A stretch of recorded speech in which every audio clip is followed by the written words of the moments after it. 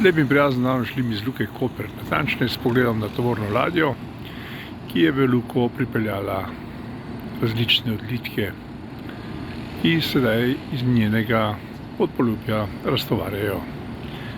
Na drugi strani pa vidim, tudi vi boste sedaj videli, dve tovorni ladji, in sicer kontejnerski, prva je nekoliko manjša, ki jo raztovarjajo, in druga, ta večja, ki jo natovarjajo in bo, kot kaže z naše luke, tam ne vidite prav prvi žerjav, ker